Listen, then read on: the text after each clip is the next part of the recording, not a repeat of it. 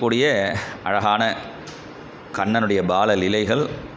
சென்னல் அரிசி சிறுபருப்பு செய்த அக்காரம் நறுணை பாலால் 12 திருவோணமட்டேன் பண்டும் இப்பிள்ளை பரிசறிவன் இன்னும் முகப்பன் நான் என்று சொல்லி எல்லாம் விழுங்கிட்டு போந்து நின்றான் உன் மகன் தன்னை அசோதை நங்காய் கூவிக்கொள்ளாய் இவையும் சிலவே. சென்னல் அரிசி சிறுபருப்பு செய்த அக்காரம். அக்கார வடிசல்னு வைஷ்ணவாலாம் ஒன்று பண்ணுவாள். அது நமக்கெல்லாம் பண்ண தெரியாது. ஏன்னா சாதாரண அரிசியை வேக வைக்கிறதே கஷ்டம். ரொம்ப கேஸை பெருசாக எரிய வச்சாலும் வழியும், சின்னதாக வச்சாலும் சரியாக வேகாது. இது பாலிலேயே வேகணும். அதுதான் அக்கார வடிசல் எப்படி பண்ணணும்னு ஆழ்வார் சொல்கிறார்.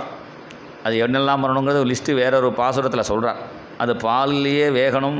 கேரளாலாம் பால் பாயசம்னு ஒன்று பண்ணுவாள். அது சின்னதாக அடுப்பை வச்சுட்டு அது பாட்டு இந்த பால் அப்படியே குறுகி அப்படி 2 பேர் கரண்டியை வச்சு பண்ணிட்டே அது சரி பண்ணால் அது தீஞ்சிடும். பால் தீயாமல் பார்த்துக்கணும். அதில் அரிசி போட்டு வேகணும். அதுக்குன்னு ஸ்பெஷல் அரிசி வச்சுருப்பா கேரளாவில், ஒரு சேப்பு கலர் அரிசி பால் பாயசத்துக்குன்னு. அந்த அரிசியை வச்சுட்டு ரொம்ப அது கிண்டி பண்ணணும், பெரிய வேலை. இந்த அக்கார வடிசல்னு அது இருக்குது. அது ஸ்ரீரங்கத்தில் வைஷ்ணவாலாம் பண்ணுவாள். அது ரொம்ப நல்லாயிருக்கும். அது ரொம்ப உத்தமம். இந்த பால் பாயசம் மத்தியமம். நம்ம ஸ்மார்த்தாலாம் சக்கரை பொங்கல் பண்ணுவாளே, அது ரொம்ப அதமம். அது ஆரம்ப ஸ்டேஜ். இது நமக்கு அவ்வளோ பொறுமை கிடையாது. அது ரொம்ப பொறுமையாக பண்ணணும். ஒரு கோபி என்ன பண்ணினால், அவனுடைய பையன் சுபலனுக்கு பிறந்த நாள். பையனுக்கு பிறந்த நாள் ஆச்சேன்னு என்ன பண்ணினால், அந்த ஓணம் பண்டிகைன்னு கேரளாவில் கொண்டாடுவா. அந்த கோபி கேரளாக்காரி போல இருக்கு. இந்த இதை பண்ணினால், அக்கார வடிசல் பண்ணினால், ஒரு பெரிய பாத்திரம்னா தவளைன்னு சொல்லுவாள் அந்த காலத்தில். பெரிய தவளை இங்கே ஜலம் பிடிக்க வச்சுருக்காளே, ஒரு தவளை நிறைய வச்சுருக்கா. இந்த வாசனை நல்லா மூக்கை தொலைக்கிறது. உடனே அந்த மாமனாரை என்ன பண்ணினார், அவருக்கு ரொம்ப ஆசை வந்துடுச்சு. அவருக்கு சுகர் இல்லை போல இருக்குது. அங்கேருந்து மாட்டு பண்ணை கூப்பிட்டு, எனக்கு கொஞ்சம் சீக்கிரம் பசிக்கிறது, ஃபஸ்ட்டு எனக்கு போட்டுவிடேன்னு. சாதத்தை போட்டால் சாதம் வேண்டாம், முதல்ல அக்கார வடிசலை போடுன்னு. அக்கார வடிசலை போட்டால் ரொம்ப நல்லா இருக்கும், இன்னும் கொஞ்சம் போடுன்னு இந்த ஒரு தவளை அக்கார வடிசலையும் இந்த தாத்தாவே அடித்து நொறுக்கிட்டார். இது அந்த மாமியாராக இருந்தால் போகிற உங்களுக்கு உடம்புக்கு ஒத்துக்காது, இதான் மிரட்டி பண்ணுவாள். இது அந்த காலத்து மாட்டு பண்ணு பயந்து கேட்டதுக்கு போட்டு இடத்துல ஒரு தவளை அக்கார வடிசல் இந்த தாத்தாவே சாப்பிட்டு விட்டார். அப்புறம் அந்த பையனுக்கு ஒன்றும் கிடைக்கல. அன்றைக்கி பிறந்த நாளைக்கு அதில் கொஞ்சம் தண்ணியை விட்டு பாத்திரத்தில் கொஞ்சம் பாயசம் மாதிரி பண்ணி கொடுத்தா. அப்போ அவன் நினச்சால், போன தடவை மாதிரி இந்த தடவை ஏமாறக்கூடாது. இந்த திருவோணத்துக்கு 12 திருவோணமட்டேன். ஆற்றுல எத்தனை பேர் கணக்கு பண்ணண்டா, மாமனார் மாமியார், சின்ன மாமனார், நாத்தனார், இதெல்லாம் கணக்கு பண்ணி இந்த பையனை சேர்த்து 12 பேருக்கு அக்கார வடிசல் பண்ணணும்னா, அதுக்குன்னு அக்கார வடிசல் பண்ணணும் 12 பேருக்கு பண்ணணுங்கிறதுனால சாமானெல்லாம் குறைக்கக்கூடாது. அதுக்கு தகுந்த மாதிரி இந்த சின்ன தவளை போகாதுன்னு வெந்நீர் தவளைன்னு அந்த காலத்தில் பெருசாக உண்டு. அந்த வெந்நீர் தவளையை வச்சு நல்லா அடுப்பை மூட்டி, அதுக்கு வேண்டிய பாலை நிறைய வாங்கி விட்டு, அதுக்கு வேண்டிய அரிசியை போட்டு, அதுக்கு வேண்டிய அக்காரம்னா ஸ்வீட்டு, அந்த எந்த அளவுக்கு போடுறோமோ அந்த அளவுக்கு ஸ்வீட்டும் போடணும். ஸ்வீட்டையும் போட்டு நெய்யும் விட்டு, மூட நெய் பெய்து முழங்கை வழிவாரன் அப்படி எடுத்தால் அப்படி முழங்கையில் வழியணும் அந்த நெய். சில பேர் ஆந்தனையும் கை காட்டி அப்படின்னு நெய் விட்ட பொங்கல்பா. அது நெய் விட்ட பொங்கலாக, நெய் விட்ட பொங்கலாக இருக்கும். நெய் நிறைய இருக்கணும் அதில். அப்படியே வழியணும். அன்றைக்கி ஒரு நாளைக்கு பண்ணினா இங்கே அப்படி நிறைய நெய் முதக்கணும். அப்படியே அந்த அக்கார வடிசல் பண்ணுறாளா, வாசனை அடிக்கிறது நல்ல ஸ்பெஷல். அந்த குங்குமப்பூலாம் போடுறாளா. கிருஷ்ணனுக்கு பார்த்தான், அவன் வாசல் அப்படி கோபம் முடித்தா நல்லா வாசனை அடிக்கிறது, ஏதோ ஸ்வீட் பண்ணுறா போல இருக்குன்னு. அன்றைக்கின்னு பார்த்து போன அந்த பையனோட கிருஷ்ணன் நேற்றுக்கு சண்டை போட்டுவிட்டான். ஏண்டா அவனோட டூ விட்டுட்டோமே, இவன் மறுபடியும் சேர்ந்தா தேவலையேன்னு கிருஷ்ணனுக்கு கவலை. அந்த பையனுக்கும் கிருஷ்ணனோட டூ விட்டுலேருந்து போர் அடிக்கிறது. உடனே கிருஷ்ணன் என்ன பண்ணினா, நேராக அம்மா கிட்டே போனால், அம்மா நான் இன்றைக்கி சுபலநாத்தில் போய் சாப்பிட்றேம்மா. ஏன்டா நேற்றுக்கு தாண்டா அவனோட டூ விட்டேன். இல்லைம்மா, அவத்தில் ஏதோ கக்க பூச்சி பண்ணுறா போல இருக்குது, வாசனை அடிக்கிறது. அவனோட டூ விட்டையே, நான் இன்றைக்கி போய் சேர்த்தி விட்டுட்டு அங்கே போய் சாப்பிட்டுட்டு வந்துடுறேம்மா. எனக்கு ட்ரெஸ் பண்ணுமா. நான் கிருஷ்ணனுக்கு ட்ரெஸ் பண்ணுறது ரொம்ப ஈஸி. ஒரு சேப்பு கோமணத்தை கட்டி ஒரு சாயை கொண்ட மயில்பிலியை வச்சா போகிறோம். நேராக அங்கேருந்து வந்துவிட்டான். இந்த சுபலநாத்தை எழுத்த திண்ணையில் கிருஷ்ணன் உட்காந்துட்டான். சுபலனும் காலம்பரை எழுந்துட்டு வாசலில் வந்தான். வாசலில் வந்தவொடனே கிருஷ்ணன் இப்படி காமிச்சான், சேர்ந்துக்கலான்னு. அவனும் சேர்ந்துக்கலான்னு கை காமிச்சான். ராதே கிருஷ்ணன் கை காமிச்சிட்டு ரெண்டு பேரும் சேர்ந்துக்கலாம்னு உடனே கேட்டான், இன்றைக்கி என்னடா விசேஷம்? இன்றைக்கி எனக்கு பிறந்த நாள்டா.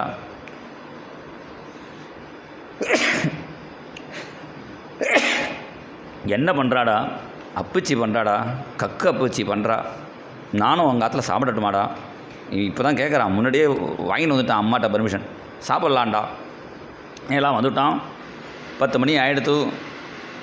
இந்த சுபலனை ஏன்னா பிறந்த நாளாச்சேன்னு எண்ணெய் தேய்ச்சி குளிப்பாட்டணும்னு யமுனைக்கு அழைச்சின்னு போயிட்டா வரத்துக்கு லேட்டானா கிருஷ்ணன் வாங்கியது வந்தான். அந்த மாமிகிட்ட வந்து, மாமி எனக்கு பசிக்கிறது மாமி, அபிஷேகம் கொடுங்க மாமி. இல்லைடா சுபலன் வரட்டும். இல்லை மாமி, நான் சாப்பிட்ருவேன். சரி, குழந்தை கேட்குறதேன்னு இலையை போட்டால் ஒரு சிப்பிள் அந்த அக்கார் வடிசில் போட்டால் கிருஷ்ணன் சாப்பிட்டுட்டு, ரொம்ப டேஸ்ட்டாக இருக்குது மாமி, இன்னும் கொஞ்சம் போடுங்க மாமி. மறுபடியும் போட்டால் மறுபடியும் சாப்பிட்டான். இன்னும் கொஞ்சம் கொண்டுங்க மாமி, இன்னும் கொஞ்சம். என்ன மாமி, எனக்கு போடவே இல்லையே. போட்ட மாதிரி இருக்குது, போடலேங்கிறானே. எங்கள் ஆத்துக்காரர் என்னை மறதினே கூப்பிடுவார். எனக்கு மறந்து போய்டும். அந்த மாமிக்கு மறக்க வச்சுட்றான் கிருஷ்ணனே. திருப்பி எடுத்து போட்டுகிட்டே இருக்கால், போடலே நினச்சிண்டு. என்ன தான் மறந்தாலும் பாத்திரத்தில் தெரியுமே, பாத்திரத்தில் கடைசியில் ஒரு கரண்டி தான் இருக்குது. அப்போ தான் பார்த்தால், கிருஷ்ணா இன்னும் ஒரு கரண்டி தான் பாக்கி இருக்குது. கிருஷ்ணன் சொன்னான், பண்ணுறதா இருந்தால் நிறைய பண்ணணும், இப்படி கொஞ்சமாவா பண்ணுறதுன்னா. அந்த மாமி பார்த்தா, போன தடவை ஒரு மரக்கால் போட்டேன், இப்போ 12 மரக்கால் பெரிய தவளையில் போட்டிருக்கேன்.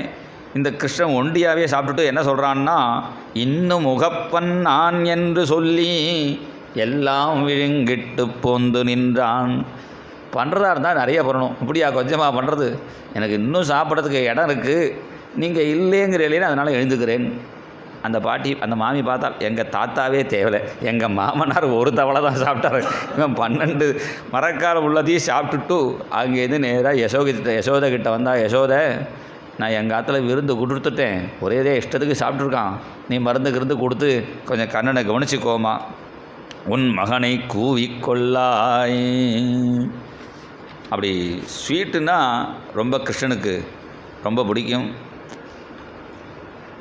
இன்னொரு கோபி அங்கேருந்து வந்து சொல்கிறார், சொல்லில் அரசிப்படுதினங்காய் சூழலுடையன் உன் பிள்ளைதானே, இல்லம் புகுந்து என் மகனை கூவி கையில் வளையை கழற்றி கொண்டு கொல்லையில் நின்றும் கொணர்ந்து விற்ற அங்குருத்திக்கு அவ்வளை கொடுத்து நல்ல நாவர் பழங்கள் கொண்டு நான் அல்லேன் என்று சிரிக்கின்றானே.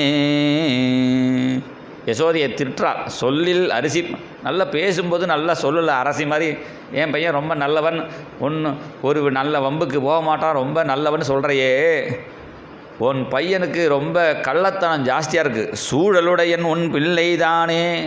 என்னடி வந்தோடனே ஒன்று விஷயத்தையே சொல்லாமல் வில்லு கத்துறேன். உன் பையன் என்னமா பண்ணான், இல்லம் புகுந்து என் மகளை கூவி, எங்கள் வீட்டுக்குள்ளே வந்து என் பொண்ணை அழைச்சிட்டு போனான். இந்த பாரு, கொஞ்சம் நாக்கு அடக்கி பேசு, நீ பொண்ணை பெற்றவன், நீ தான் கொஞ்சம் பொண்ணை அடக்கி வச்சிருக்கணும். நீ வந்து, நான் அன்னைக்கு பார்த்தேன், உன் பொண்ணு தான் அங்கேருந்து வந்து கோமலந்தான் கண்ணா வாடா விளையாடனே, அவள் தான் வந்து கூட்டு இவன் பட்ட சமத்தா ஆற்றுக்குள்ளேயே உட்காந்துருக்கான், அவனை அழிச்சின்னு போனதே உன் பொண்ணு தான். சரி, என்ன ஆச்சு இப்போ சொல்லு. இல்லம் புகுந்து என் மகளை கூவி கையில் வளையை கழற்றி கொண்டு, இவன் என் பொண்ணுக்கு நான் 2 பவுன் நகை வலை போட்டிருந்தேன், 2 பவுன், இந்த கையில் 2 பவுன், இந்த பவுன் 2 பவுன், 2 வலை தங்க வளையல் போட்டிருந்தேன். கிருஷ்ணன் என்ன பண்ணினா, அந்த பொண்ணுக்கிட்ட வந்து, கோவலம் நம்ம வந்து செட்டியார் விளையாட்டு விளையாடலாண்டி அப்படின்னு அவளுடைய வளையலை கழட்டி ஒரு குச்சியில் அப்படி கோத்துண்டு அவள் திண்ணிலேயே வளையல் வேணுமோ வலை அப்படின்னு செட்டியார் மாதிரி நடந்து போகிறான். கிருஷ்ணனும் பார்த்தா செட்டியார் மாதிரி தொப்பியுமா இருக்கானா, வளையல் செட்டியார் மாதிரி நடந்து போயிட்டு வந்துட்டு இருக்கான். இந்த பொண்ணு, செட்டியாரே இங்கே வாங்கோ அப்படின்னு கூப்பிடும். உடனே கிருஷ்ணா அங்கேருந்து வருவான். அந்த பொண்ணு வளையலை காட்டுவா, கையை காட்டுவா, கையில் வளையலை போட்டுட்டு இன்னொரு கையில் வளையல் இருக்குமே அதை கட்டி மாட்டுண்டு வளையனை தூரம் விளையாட்டு. குழந்தைகள் செட்டியார் விளையாட்டுன்னு ஏதோ குழந்தைகள் விளையாடின்னு இருக்குன்னு நினச்சிட்டே இருக்கும்பொழுது அந்த வாசலில் ஒரு பாட்டி, நாவல் பழ பாட்டி வந்துட்டா. இந்த கிருஷ்ணனுக்கு நாவல் பழம்னா ரொம்ப பிடிக்கும். என்ன பண்ணிட்டான், அந்த பாட்டி ஏதாவது கொடுத்தா தான் பழம் கொடுப்பாளே, இந்த 2 தங்க வளையலை எடுத்துன்னு போய் நேராக அந்த பாட்டிகிட்ட கொடுத்து, நிறைய பழத்தை வாங்கின்னு போயிட்டான். அந்த பாட்டியாவது காட்டிலேருந்து படுத்துன்னு வந்தால் பரவாயில்ல, எங்காத்து கொல்லையில் இருக்கிற நாவல் பழத்தையே பறிச்சுன்னு வந்து எங்காத்து வாசலில் விற்கிறா. கொல்லையில் நின்றும் கொணர்ந்து விற்ற அங்கொருத்திக்கு அவ்வளை கொடுத்து நல்லன நாவல் பழங்கள் கொண்டு. ஏண்டா இவருடைய வலையை கழட்டின்னு போய் நீ நாவல் பழம் வாங்கி சாப்பிட்டியா? இல்லையேன்னு சிரிக்கிறான்.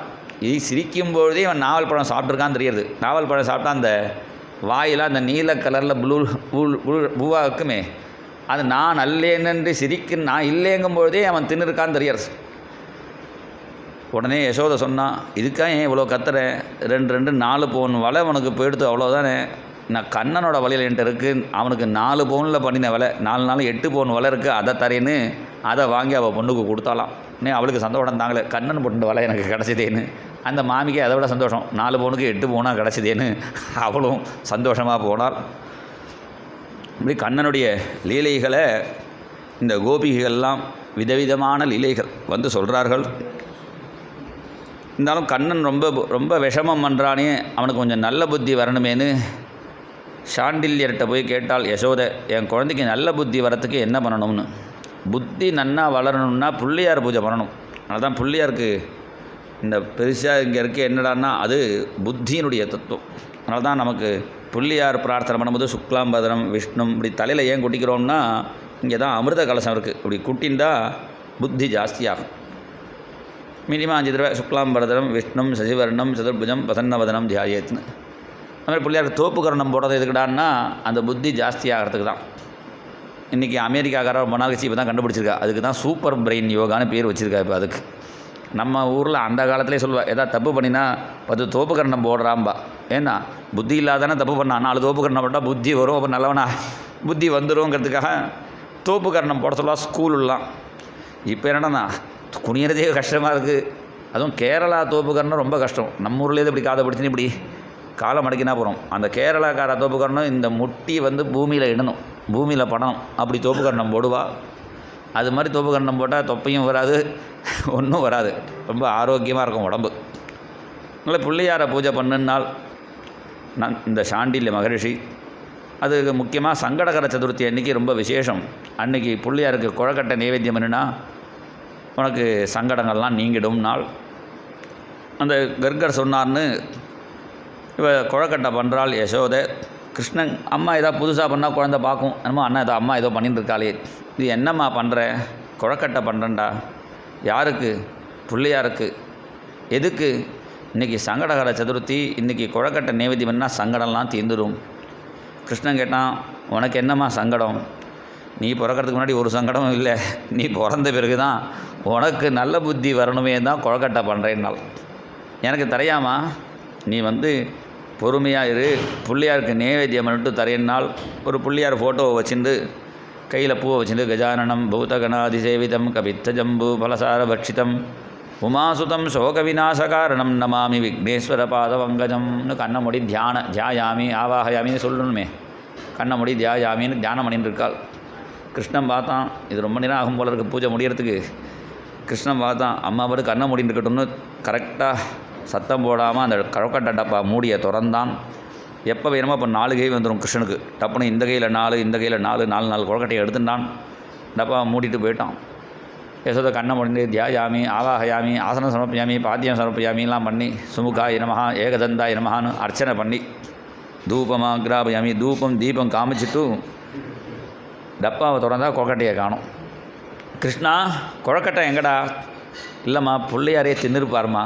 பிள்ளையாரெலாம் எடுக்க மாட்டாடா. இல்லைம்மா ஓம் பிள்ளையார் தாம்மா தின்னார். ஓம் பிள்ளையார் தான் தின்னார்னு உடனே யசோதைக்கு சந்தேகம் வந்துடுது. கொஞ்சம் கிட்டக்கவா ஊதுனால் ஹூன்னு ஊதினா வாசனை அடிக்கிறது. யசோதை சொன்னால், உனக்கு என்ன அதுக்குள்ளே அவசரம்?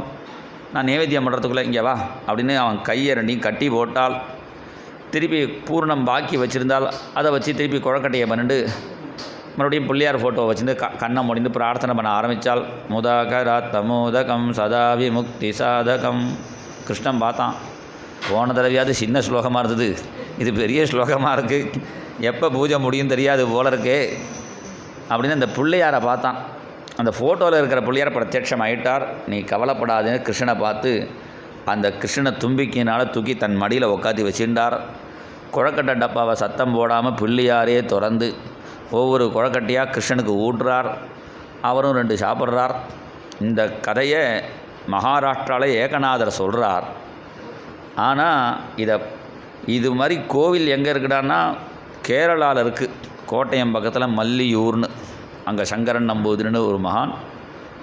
அவர் கணபதி உபாசகர் தான். ஆனால் பாகவதம் நிறைய படிச்சுட்டே இருப்பார். அந்த கணபதி மடியில் ஒரு கிருஷ்ண சால கிராமத்தை வச்சு டெய்லி பூஜை பண்ணுவார். அதனால் அந்த கிருஷ்ணனும் கணபதியும் சேர்ந்தே அங்கே அது மாதிரி அங்கே உள்ள சித்திரம் நமக்கு பார்க்கலாம்.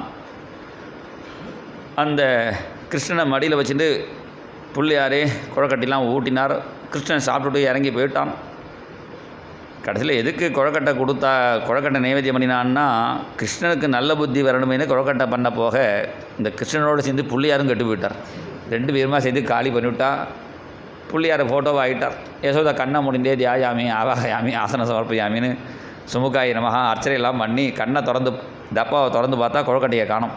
ஏண்டா கொழக்கட்டையை காணுமேடா, அம்மா நீ தான் கண்ணை முடிந்து இருக்கும்போது பிள்ளையாரையே கொடுத்தாருமா அப்படி தன் வாயை காமிச்சா. எல்லா கொழக்கட்டையுமே எப்படா உன்னால் சாப்பிட முடிஞ்சுன்னு பிள்ளையாரே என் வயத்துக்குள்ளே தான் இருக்கான்னு வாயை காமிச்சா.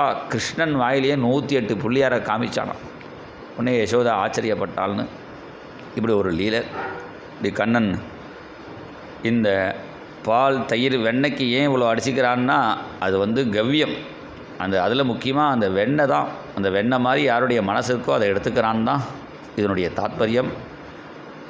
வெண்ணெய் திருடின கிருஷ்ணன் ஒரு நாளைக்கு என்ன பண்ணினா, மண்ணை எடுத்து திங்குறான். யசோதா அதை கவனித்தால், குழந்தைகள்கிட்ட சொன்னால், கிருஷ்ணன் மண்ணு தின்னா என்கிட்ட சொல்லணும். குழந்தைகள்கிட்ட ஒரு பொறுப்பை கொடுத்தா கரெக்டாக பண்ணுவாள். அதையும் ரிப்போர்ட் பண்ணுற பொறுப்பை கொடுத்தோம்னா கரெக்டாக அம்மா இப்போ இப்படி பண்ணுறாமா சொல்லிகிட்டே இருப்பாள். இந்த குழந்தைகள்லாம் கண்ணன் மண்ணு திங்குறான் என்று சொல்ல யசோதா அங்கேது வந்தால், ஏண்டா மண்ணு தின்னன்னு கேட்டால் இல்லைன்னு விட்டான். வாயை திறக்க சொன்னால், சாத்ரி த்வீபாப்தி பூகோளம் சவாயு அக்னீந்து தாரகம் ஜோதிஷ்சக்கரம் ஜலம் தேஜோ நபஸ்வான் வியதேவச்ச. 14 லோகமும் தெரியறது. அதுக்கு நடுவில் ஒரு கோகுலம். அந்த கோகுலத்தில் ஒரு யசோதா கிருஷ்ணன். அந்த கிருஷ்ணன் வாயில் ஒரு உலகம். அது மாதிரி அனந்தமாக தெரிய யசோதை பயந்து போயிட்டால், இது என் குழந்தையே இல்லை. அன்னைக்கு கர்காச்சாரியர் சொன்னார், பேர் வைக்க வந்தார் கர்காச்சாரியர். பேர் வச்சுட்டு கிருஷ்ணன் முதல்ல வாசுதேவன் நாராயணன்லாம் சொன்னார். அது பழைய பேராக இருக்க, சின்ன பேராக ஒன்று வைங்கோன்னு சொல்ல கிருஷ்ணன் பேர் வச்சார். இது உன் குழந்தை சாதாரண குழந்தை இல்லைம்மா, நாராயணனுக்கு சமன்னு சொன்னாரே. நாராயணனுக்கு சமம் சாதாரண குழந்தை ஆக முடியுமோ? நாராயணனுக்கு சமம் நாராயணன் தான் கை குவிக்கிறாள் யசோதை. கண்ணன் நினச்சான், நம்மளை கை குவிச்சு கும்பிடுறதுக்கு நிறைய பேர் க்யூவில் நிற்கிறா. திருப்பதியிலையும் குருவாயூர்லையும் கொஞ்சறத்துக்கு ஒரு அம்மா தானே இருக்கான்னு ஒரு க்ஷணம் சிரித்தான். சிரித்த உடனே எல்லாம் மறந்து போயிடுச்சு. இது மாயை வச்சு ஏன் சிரித்தான்னா, கிருஷ்ணனுடைய சிரிப்பில் தான் மாயை இருக்குது. அப்புறம் எதுக்கு உலகத்தை காட்டினான்னா, நான் மண்ணு திங்களேன்னு சொன்னது உண்மை, சத்தியம். ஏன்னா வெளியில் இருந்தால் தானே வயலில் போட்டுக்க முடியும். எல்லாம் எனக்குள்ளே தான் இருக்குது, இந்த உலகத்துக்கே ஆதாரம் நான் தான் என்று காட்டினான்.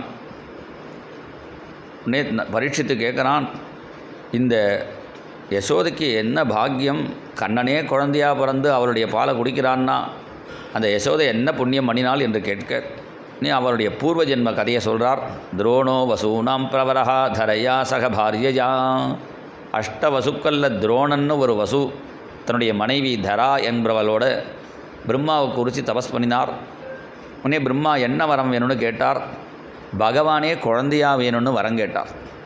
உடனே பிரம்மா சொன்னார், அந்த வரன் ஏற்கனவே புக்காக எடுத்து வசுதேவர் தேவிக்குன்னு 2 பேர் தபஸ் பண்ணியிருக்கா, அவளுக்கு குழந்தையாக பிறக்கிறேன்னு நான் வரம் கொடுத்தாச்சு.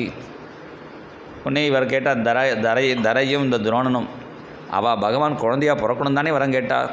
அந்த பகவான் எங்கள் காலத்தில் வளரணும்னு வரம் கொடுங்கன்னு வரம் கேட்டார். சரின்னுட்டார். அவள் ரொம்ப கெட்டிக்கார. அவள் பகவான் குழந்தையாக பிறக்கணும் தான் அவள் கேட்டாள்.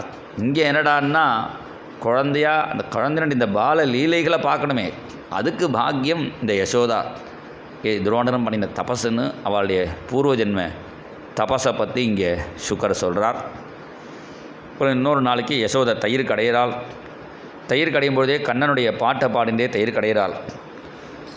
மாதவ கிருஷ்ணா மதுசூதன கிருஷ்ணா மாதவ கிருஷ்ணா மதுசூதன கிருஷ்ணா யாதவ கிருஷ்ணா யதுநந்தன கிருஷ்ணா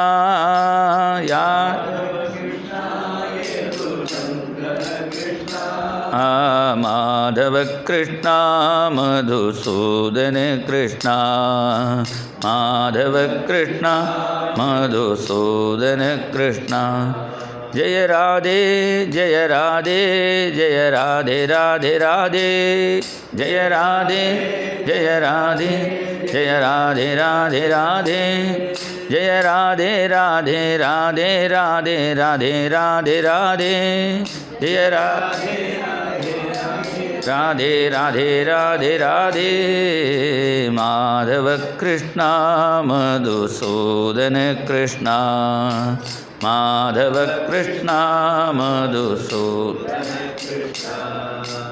யாதவ கிருஷ்ணா யதுநந்தன கிருஷ்ணா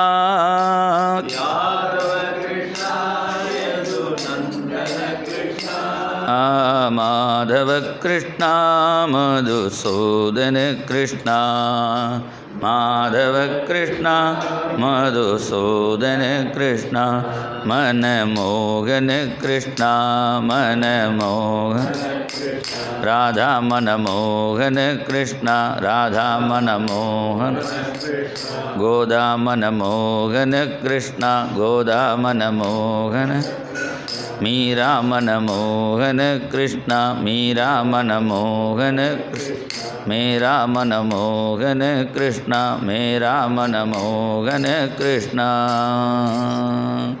இப்படி பாட்டு பாடிண்டே தயிர் கடையிறாள். அந்த காலத்தில் எந்த காரியம் பண்ணினாலும் பாட்டு பாடிண்டே பண்ணுவாள். அதனால் அந்த சிரமம் தெரியாது.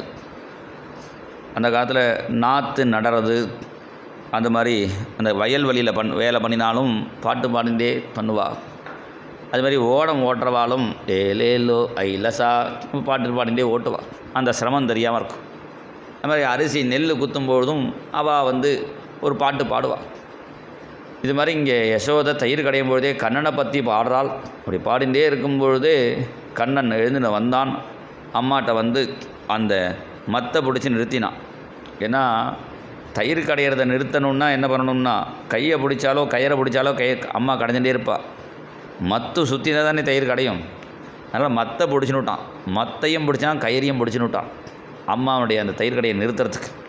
அப்படி பிடிச்சிருந்த கிருஷ்ணன் தான் இன்றைக்கும் உடுப்பியில் இருக்கார். உடுப்பியில் அந்த கிருஷ்ணன் மத்தையும் கயிறையும் தான் வச்சு நிற்கிறார்.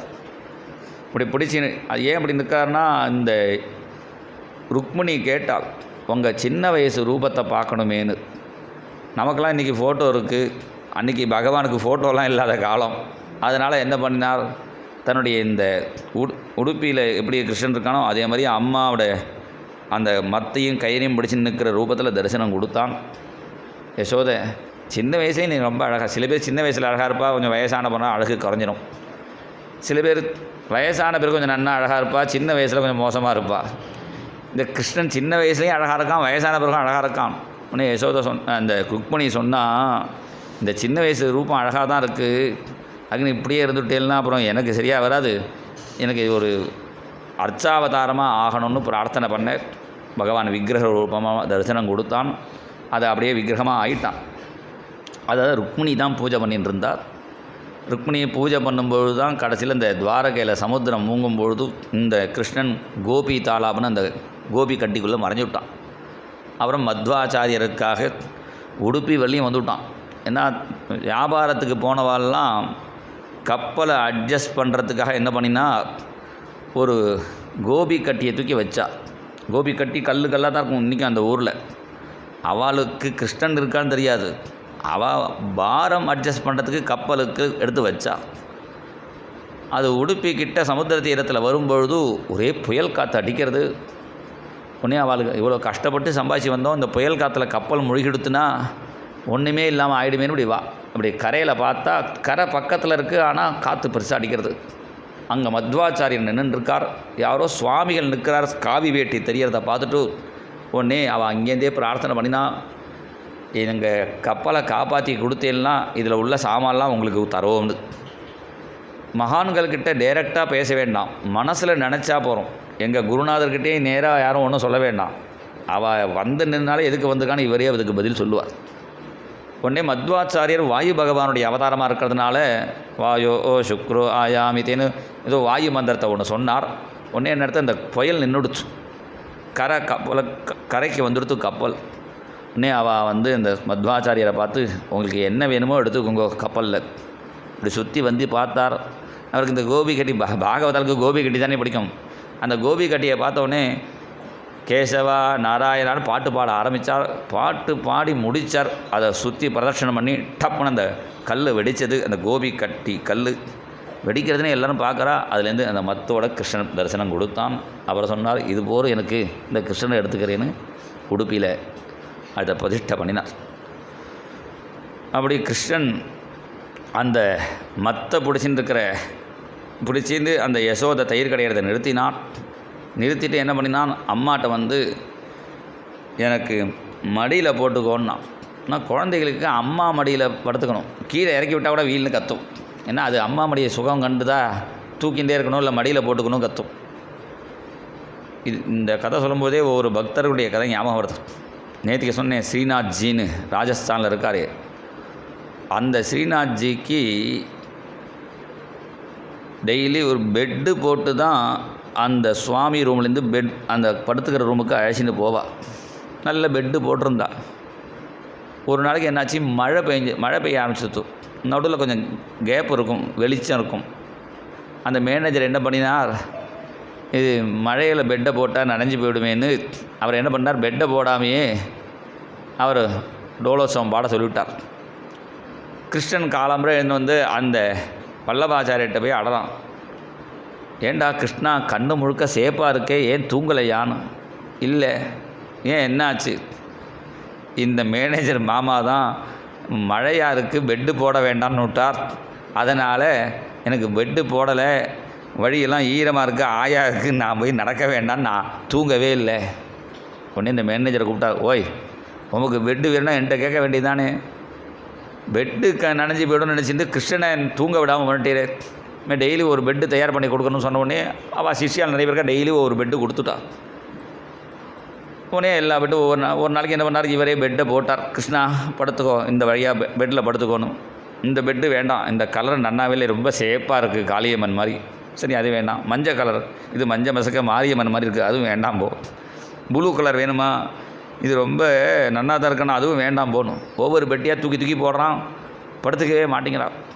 ஏண்டா பெட்டை போட்டால் எத்தனை கலர் பெட்டு உண்டோ எல்லாம் கொண்டு வந்தாச்சு, எங்கே படுத்துக்கணும் உனக்கு பெட்டு போட, எனக்கு பெட்டு வேண்டாம், உன் மடியில் தான் படுத்துக்கணும்னு கிருஷ்ணன் அடம் பண்ண உடனே அந்த ஸ்ரீநாத்ஜியை மடியிலேயே போட்டுண்டு அவர் தாளாட்டினார். நீலகன நீல ஜோஜோ கருணாலவால ஸ்ரீகிருஷ்ண ஜோஜோ லீலாவதார ஜோஜோ பரமாத்ம பால கோபால ஜோஜோன்னு பாட்டு பாடினார். கிருஷ்ணன் அப்படியே தூங்கி போயிட்டான். அப்படியே அம்மா மடியில் படுத்துக்கணும் குழந்தைகளுக்கெல்லாம். அம்மா மடியில் படுத்துக்கிறது மாத்திரம் இல்லை, அம்மா பாலை கொடுத்தா கூட அது வேண்டாம். இந்த பாட்டிலில் கொடுக்குற பால் குழந்தைகளுக்கு பிடிக்காது. அந்த குழந்தைகளுக்கு அம்மா பால் குடிக்கிறது தான் ரொம்ப இஷ்டம். நல்லா பால் வேணும்னு அடம் பண்ணுறான். அதுவும் ஸ்ரீநாத்ஜி கதையிலையும் அப்படி தான். ஒரு நாளைக்கு பால் கொடுத்தார் அவர். கிருஷ்ணன் குடித்து பார்த்துட்டு சர்க்கரையே இல்லை, இன்னும் கொஞ்சம் சர்க்கரை போடுன்னு, இன்னும் கொஞ்சம் சர்க்கரை போட்டார். திருப்பி குடித்தான், போகாது இன்னும் கொஞ்சம் போடு. திருப்பி போட்டார். 2-3 தடவை போட்ட உடனே குடித்து பார்த்தான், ஒரே சர்க்கரையாக இருக்க, வேண்டவே வேண்டாம் போகணும். இவர் பார்த்தார், இது மாதிரி மாட்டிக்கக்கூடாது. நெக்ஸ்ட்டு டே என்ன பண்ணார், பாலையும் வச்சார், சர்க்கரையும் வச்சு விட்டார். கிருஷ்ணா உனக்கு என்ன வேணுமோ நீயே போட்டுக்கோ, இந்த 5 ஸ்டார் ஹோட்டலில் அவளே வேணும்னா போட்டுக்கோன்னு வச்சுட்றா பாருங்கோ. அது மாதிரி கிருஷ்ணன்கிட்ட பாலையும் வச்சுட்டார், சர்க்கரையும் வச்சார். உனக்கு என்ன வேணுமோ நீயே போட்டுக்கோன்னு. இன்னைக்கு கிருஷ்ணன் சொன்னான், ஒரு குழந்தைக்கு எவ்வளோ சர்க்கரை போடணும்னு தெரியாதா, நீ ஒரு அம்மாவான்னு திருப்பி அவரை கேட்க, என்னடா அது இப்படி சொன்னாலும் அப்படிங்கிற, இப்போ உனக்கு என்ன தான் வேணும், எனக்கு இந்த பால் வேண்டாம், மாட்டுப்பால்லாம் வேண்டாம், ஓம் பால் தான் வேணும் என்று சொல்ல, அவர் யசோதா பாவத்தில், அவர் ஒரு விட்டல்நாத் ஒரு புருஷர் தான், ஆனால் யசோதா பாவத்தில் மாறி தானே மடியில் வச்சுன்னு கிருஷ்ணனுக்கு பால் கொடுத்தார்னு சரித்திரம். அப்படி கிருஷ்ணன் அம்மா பால்னால் ரொம்ப பிடிக்கும். ஆனால் அம்மா பாலை குடிச்சுட்டே இருக்கான். தயிர் கடையிறாள். தயிர் கடைஞ்சிட்டே இருக்கும்பொழுது அடுப்பில் பால் வச்சுருக்காலே அது பொங்குறது. அந்த பால் ஏன் பொங்குறதுன்னா, அந்த பால் பார்த்தது கிருஷ்ணன் எழுந்துட்டே என்ன குடிப்பான்னு நினச்சிட்டே இருந்தது. இப்போ திடீர்னு அம்மா பால் குடிக்கிறத இந்த பால் பார்த்து கொடுத்தா அம்மா பாலை கிருஷ்ணன் குடிக்க ஆரம்பிச்சிட்டான். இனிமேல் என்ன எங்கே குடிக்க போகிறான், இருந்து என்ன பிரயோஜனம், தற்கொலை பண்ணிக்கலான்னு அது அப்படியே வழிஞ்சி அடுப்பில் விழறது. உடனே கிருஷ்ணன் இந்த யசோதை என்ன பண்ணினால், அந்த பாலும் கிருஷ்ணனுக்கு தான் வச்சுருக்காள். ஆனால் அந்த கோபாலை இறக்கிறதுக்காக இந்த கோபாலனை இறக்கினால் நேராக ஓடுறாள். இந்த குழந்தைகளுக்கே அம்மா பால் குடிக்கும்போது டிஸ்டர்பன்ஸ் பண்ணவே கூடாது. அது ஒரு பக்கத்தில் இன்னொரு பக்கத்துக்கு மாற்றுறதுக்குள்ளே கத்தும். கிருஷ்ணன் என்ன பண்ணான், கோபத்தில் அங்கே ஒரு கல் இருந்தது. திருஷதஸ்மனாரஹோ ஜகாச ஹையங்கவம் அந்தரம் கதகா பித்வா மிருஷாஸ்ருஹு திருஷதஸ்மனாரஹோ. அம்மா விட்டுட்டு போனான்னு வாயை உம்முன்னு வச்சுட்டு அழுதுண்டே இருக்கான். வாயை உம்முன்னு வச்சுன்னு அழுதுண்டு என்ன பிரயோஜனம், அம்மா நம்மளை விட்டுட்டு போனதுக்கு இனிமேல் விடக்கூடாதுங்கிற மாதிரி ஏதாவது ஒரு காரியம் பண்ணணும்னு நினச்சிருந்தான். அங்கே ஒரு சின்ன அம்மிக்கல் இருக்குது. இந்த அம்மியில் கல்லை வச்சு அரைச்சி அது கடைசியில் தேஞ்சு ரெண்டாக உடஞ்சிரும். அப்போ என்ன பண்ணுவாள், அந்த உடஞ்ச கல்லை கதவில் வச்சிருவா. ஆடி மாதம் காற்றடிக்கும்போது அது கதவு ஆடாமல் இருக்கிறதுக்கு. அந்த அம்மிக்கல்லை எடுத்துன்னு வந்து தொப்புன்னு அந்த தயிர் பானையை உடைச்சான், மத்தை முறித்தான், கயிறை அறுத்தான். வெண்ணெய் பானையை மாத்திரம் அதை உடைக்க மனசு வரல. வெண்ணெய் பானையை எடுத்துட்டு அந்த தயிரிலேயே காலை வச்சு மெதுவாக நடந்து நேராக எங்கே போனான், கொள்ளையில் ஒரு உரல், அந்த உரல் மேலே உட்காந்துட்டு அந்த வெண்ணெய் பானையை கட்டிட்டு வெண்ணெயை சாப்பிட்டுருக்கான். உலூகலாங்கிரே ரூபரிவ்யவஸ்திதம் மர்க்காய காமம் தததம் சிச்சிஸ்திதம் ஹையங்கவம் சௌரிய விஷங்கிதே க்ஷணம் நிரீட்சிய பశ్చాத் சுதம் ஆகமத்சனை. அந்த வெண்ணெயை சாப்பிட்டுட்டே இருக்கான். அம்மா வந்து அடிப்பாளின்னு நடுவில் ஒன்று அழவும் அழறான், வெண்ணையும் சாப்பிட்றான், அழறான். இப்படி அழுதுண்டே சாப்பிட்டு இருக்கும்பொழுது யசோதை வந்து பார்த்தால் சிரிச்சாலாம். பாதியில் விட்டுட்டு போனேங்கிறதுக்கு என்ன கோபம் பாரு, இக்னூண்டுக்கே இவ்வளோ கோபம் வருது, இந்த முளைச்சி 3 இலை ஆகலை, அதுக்குள்ளே இவ்வளோ கோபம் எல்லாத்தையும் உடச்சி கடிச்சு வச்சுருக்கானே. யசோதை சிரித்தா கூட குழந்தைய கொஞ்சம் கண்டித்து வைக்கணும். ஏன்னா அப்பாவும் கண்டிக்கலை, அம்மாவும் கண்டிக்கலை, யாருமே கண்டிக்கலைன்னா அப்புறம் அந்த குழந்தை ஒழுங்காக வளராது. யார்கிட்டையாவது ஒருத்தர்கிட்ட பயப்படணும். அப்பாவோ கண்டிக்க மாட்டேங்கிறார், நம்மளாவது கண்டிக்கணும்னு அந்த மத்தை எடுத்துட்டு முடிஞ்ச மத்தை எடுத்துகிட்டே அவனை மொத்தலான்னு வரால். அம்மா வரக்கூடிய அந்த சலங்க சப்தத்தை கேட்டான், கொலுசு சப்தத்தை கேட்டவன் அந்த பானையை தூக்கி எறிஞ்சான். அதுக்கு நடுவில் ஒரு குரங்கு வேற வந்து கொடுத்து அந்த குரங்குக்கும் வெண்ணெயை கொடுத்தான். அந்த குரங்கு யாரடான்னா சாதாரண குரங்கு இல்லை, ஹனுமானே வந்துவிட்டார். ராமாவதாரத்தில் ரொம்ப ஹெல்ப் பண்ணியிருக்கானே, அந்த குரங்குக்கு வெண்ணெயை கொடுத்தான், பாக்கி இருக்கிறத மேலே பூசி விட்டான். அன்னிலேருந்து தான் ஹனுமானுக்கு வெண்ணெய் காப்பு பண்ணுறோமே கிருஷ்ணன் தான் ஆரம்பித்து வச்சார். அப்படி கிருஷ்ணனுக்கு அந்த ஹனுமானுக்கு வெண்ணெயை கொடுத்துட்டு பாக்கி எல்லாம் தீர்த்துட்டு அந்த வெண்ணெய் பானையை உடச்சிட்டு ஓடுறான். பின்னாடி யசோதை துரத்துறாள். கிருஷ்ணன் ஓடுற ஓட்டத்துக்கு யசோதையால் ஓட முடியல. சுகர் சொல்கிறார், யோகினாம் தபசேரி தம்மனஹா, யோகிகளுடைய மனசால் கூட பிடிக்க முடியாது, எப்படி உடம்பால் பிடிக்க முடியும் கேட்குறார்.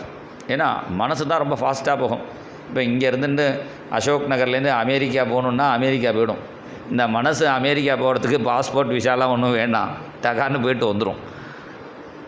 அது மாதிரி ஃபாஸ்ட்டாக போகிற மனசாலேயே கிருஷ்ணனை பிடிக்க முடியாது, எப்படி உடம்பால் பிடிக்க போகிறேன்னு கேட்குறார். ஆனால் கிருஷ்ணன் அதை கேட்டான்.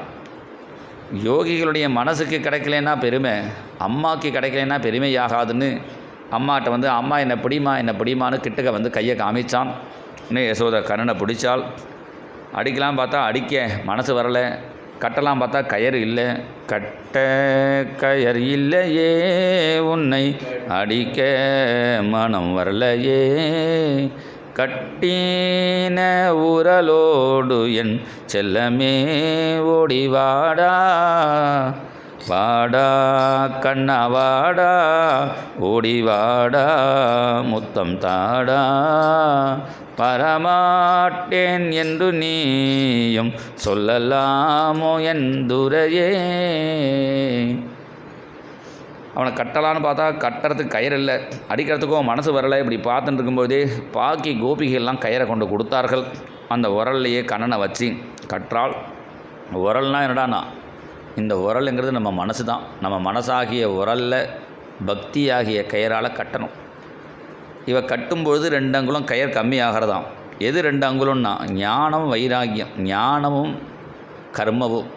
கர்மாவனால் கட்ட முடியாது, ஞானத்தினால் கட்ட முடியாது. ஏன்னா ஞானத்தில் எப்படி கட்டுறது? ஞானே பகவான் நினச்சின்னு நம்மளை கட்டிக்க முடியுமா? அதனால் பக்தர்களுக்கு கிடைச்ச மாதிரி ஞானிகளுக்கு கிடைக்கலையேங்கிறார் சுகர். ஏன்னா பக்தர்களுக்கு இந்த சின்ன பேதபாவம் வச்சுருக்கிறதுனால அவளால் கட்ட முடியும். யதா ஞானினாஞ்ச ஆத்மபூதானாம் யதா பக்தி மதாமிக. அதனால் யசோதைக்கு 2 அங்குலம் கயிறு கம்மியாகிறது. உடனே கிருஷ்ணனே அந்த கயிறை எடுத்து கொடுத்தும், நான் வெண்ணெயை சாப்பிட்டு வயிறு பெருசாக இருக்குமா, நான் சின்னதாக்கிக்கிறேன்னு வயசை அப்படி சின்னதாக்கினான். யசோதை ஈஸியாக கட்டினாள். யசோதை போன பிறகு அந்த உரலை உருட்டின்றான். அப்படியே வாசலில் வரான். அங்கே 2 மருத மரம் கவையாக முளைச்சிருக்கு. அந்த 2 மருத மரம் அர்ஜுன விருட்சம் யாருடான்னா குபேரனுடைய பையங்கள் நலகோபரன் மணிகிரீவன் 2 பேர் கல் குடிச்சிட்டு நாரதர் மேலே வந்து விழுந்தான். கல் குடித்து என் மேலே விழறையே, நீ கல்லுக்கடை வாசலில் மரமாக போகணுன்னு சபிக்கணும். ஆனால் அவர் பாக்கியம் பண்ணினார். என்ன பாக்கியத்தை கொடுத்தார்னா, அந்த சாபந்தாஸ்யன் இதம் ஜெகவ், நீ கண்ணன் வீட்டு வாசலில் மரமாக போகணும், உன் நடுவில் கண்ணன் போனால் உனக்கு சாப விமோசனம்னார். அப்படி அவன் மரமாக பிறந்து வசுதேவர் கொண்டு விட்டதுலேருந்து பார்த்துட்டுருக்கான். இந்த குழந்தை தான் நம்மளை காப்பாற்ற போகிறான், இந்த குழந்தை தான் நம்மளை காப்பாற்ற போகிறான்னு. இன்றைக்கி கிருஷ்ணன் கிட்டக்க அந்த உரலையும் உருட்டிண்டு மரத்துக்கு நடு வழியாக கிருஷ்ணன் அந்த பக்கம் போயிட்டான். உரல் பெருசாக இருக்குது, குட்டி கிருஷ்ணனாக இருக்கிறதுனால அந்த பக்கம் போயிட்டான். உரல் பெருசாக இருக்கிறது நடுவில் மாட்டின்ட்டு ஸ்டக்காக எடுத்து இன்னும் இழுத்து பார்க்குறான், வர மாட்டேங்கிறது. உடனே கையால் பிடிச்சி அமுக்கினான். மரம் முறிஞ்சது. நலகோபரன் மணிகிரிவன் சாபம் நீங்கி பகவான ஸ்தோத்திரம் வந்தார்கள்.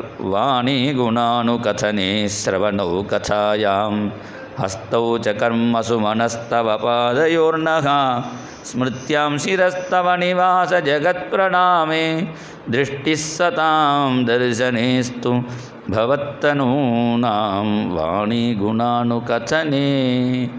எங்கள் வாக்குகள் உன் கதையே பேசணும், எங்களுடைய கண்ணுகள் உன்னையே பார்க்கணும். அப்படி சொல்லணுமோ? அப்படி சொல்லலை, உன்னுடைய அடியார்களை பார்க்கணும். ஏன்னா திருஷ்டிக்கு கண்ணு எப்போ சாதுக்களை பார்க்குமோ அப்போ தான் பாக்கி இந்திரியங்கள்லாம் பகவான்கிட்ட போகும். அப்படி எப்பொழுதுமே சத்சங்கம் வேணும் என்று பிரார்த்தனை பண்ணிட்டு, ஏன்னா ஏற்கனவே கல் குடிச்சு ப்ராக்டிஸ் பண்ணுவாளா, திருப்பி ஊருக்கு போனான்னா அந்த பழைய ஃப்ரெண்ட்ஸ்லாம் ஏண்டா குடிக்கிறியா வரையா எங்கே நடுவில் காணோம் அப்படின்னு கேட்பான். அதனால் அது மாதிரி துஷ்ட சங்கம் இல்லாமல் நல்லவாளோட சேர்ந்தால் அந்த குழந்தைகள் என்ன பண்ணுறது, பெரியவாள்லாம் பூ போட்டு நமஸ்காரம் பண்ணுறதை பார்த்தா அந்த குழந்தையும் பூ போட்டு நமஸ்காரம் பண்ணும். அது நல்ல செய்கையே அந்த குழந்தைக்கு முன்னாடி நம்ம பண்ணினோம், அது அப்படியே பண்ணும். சில ஆற்றுல குழந்தை என்ன பண்ணும், கல்லை வச்சுட்டு மண்ணால் உம்மாச்சிக்கு பூஜை பண்ணுறேன்னு பண்ணும். சில வீட்டில் என்ன பண்ணணும்னா இந்த வெள்ளை பேப்பரை சுருட்டி கதவு ஓரமாக நிற்கும். ஏண்டாண்ணா அது மாதிரி குழந்தைக்கு நிறைய கெட்டதை நம்ம காமிச்சோம்னா அது பிடிச்சிட்டுரும். அதனால் குழந்தைகளுக்கு எப்போதுமே நல்லதாக காட்டணும்.